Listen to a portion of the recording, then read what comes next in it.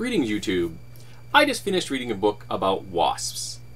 And it got me thinking as I'm reading the book how useful this could be to a GM as inspiration for adventures, particularly lower level adventures. So there are many different types of wasps. Some very primitive. For example, they just sting their prey, temporarily paralyzing them, lay an egg on them, and go.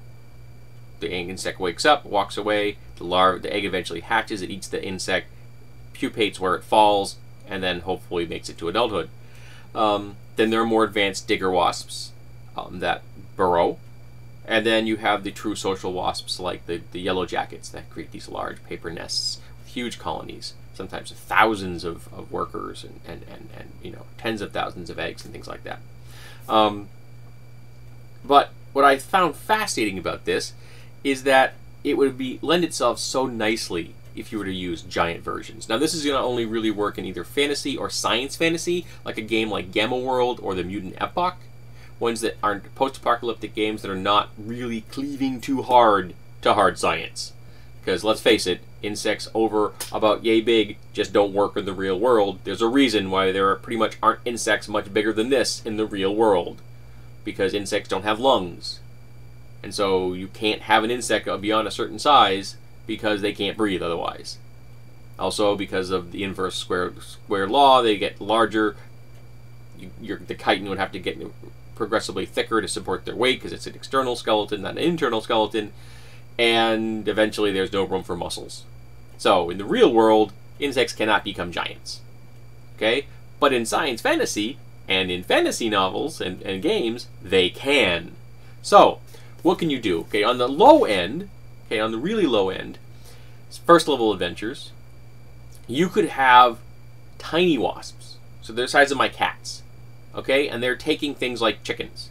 Now wasps are going to have little insect feet, so those feet marks would easily blend in with chickens. So it could be a mystery. Where are my chickens going? And because the person can't find any tracks. Versus just their chickens are just gone. So how are my chickens going? And then the players can go find, say, some ground dwelling, or even a small colony of semi-social wasps, because there are semi-social wasps as opposed to the yellow jacket, which are true social wasps.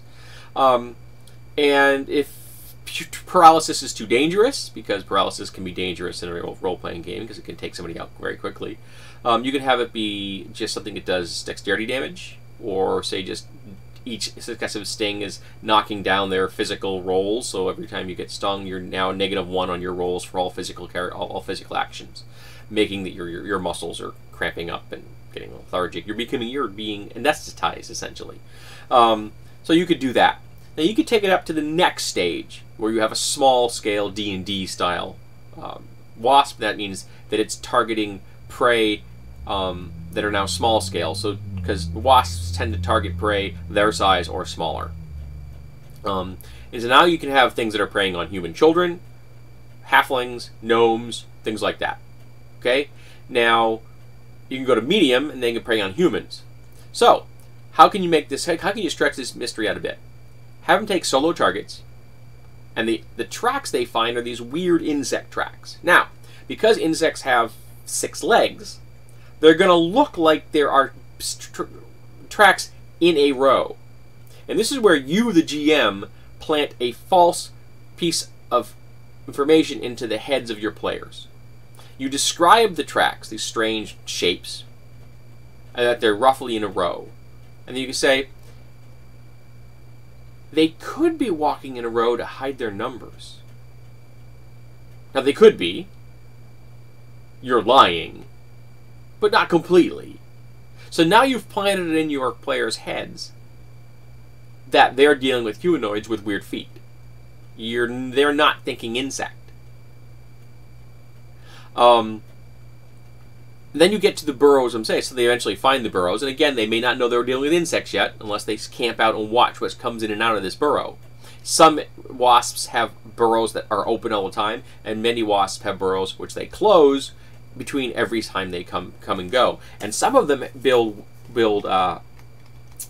multi-chamber cells like this. So that would be a nest controlled by one wasp, and each one of those little ovoids is a single cell where she is going to put in paralyzed food and plant an egg on it. Okay? So in the event that that's what you're dealing with here, and you can play with this. You don't have to, like the really primitive ones would probably only have a single cell. The more advanced ones would have multiple cells. You can mix and match as you want. This is fantasy and science fantasy. It's not, you know, entomology in real life. Is that this is a real life built-in dungeon. Simple, yes, but real, based on real things. And that gives it an air of authenticity and a grounding in reality that I've always really liked.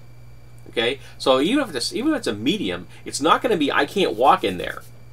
This is going to be me having to crawl very carefully, low, if I'm lucky, on my hands and knees, if I'm not like this, to get into this thing, to find potential victims. If children or halflings or humans have been taken, they're paralyzed down there in the dark with an egg on them that's about to hatch.